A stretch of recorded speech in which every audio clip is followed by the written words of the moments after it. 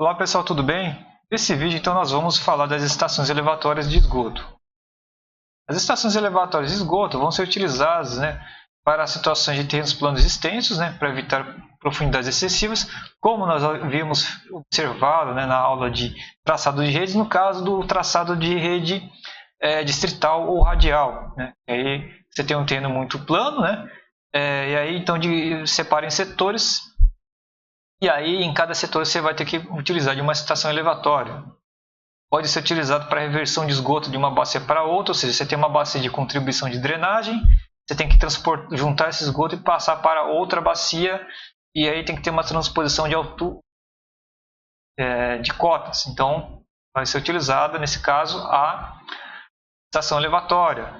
Também utilizados para descarga de receptores, emissários, étios ou corpos receptores, e também, obviamente, para áreas situadas em cotas inferiores. Então, a gente vai ter aí como partes aqui, a parte de retenções sólidas. Esse aqui é o principal destaque, que é a diferença em relação às estações elevatórias de água, porque a gente tem os sólidos aí que podem entupir, que podem causar problemas ao funcionamento da própria elevatória. Então, você vai fazer uso de grades e cestos, que vão reter esses sólidos. Essas grades ou cestos, são, enfim, feitas a limpezas aí, então, uma vez ao dia aí, uma visita do operador, então, e a limpeza desse cesto aí, dessas elevatórias.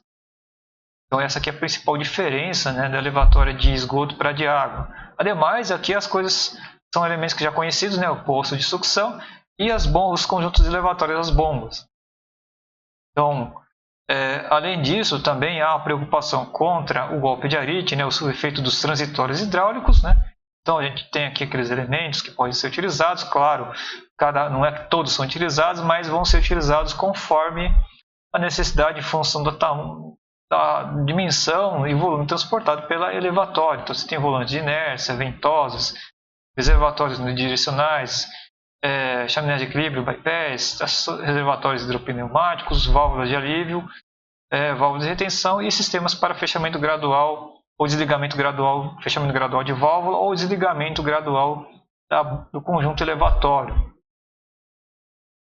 Então, aqui as fontes, mais detalhes, gente, eu recomendo que vocês vejam ali no vídeo ali de seções elevatórias de água, que alguns elementos aqui, como eu falei, são similares, O que é a diferença mesmo, a principal diferença é a questão de sólidos, então você tem a necessidade de cestos, Também tem algumas imagens aí no álbum de fotos, mostrando até como são esses cestos.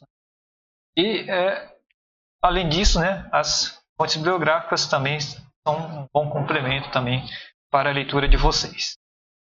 Então, é isso, gente. A gente se vê então nos próximos vídeos.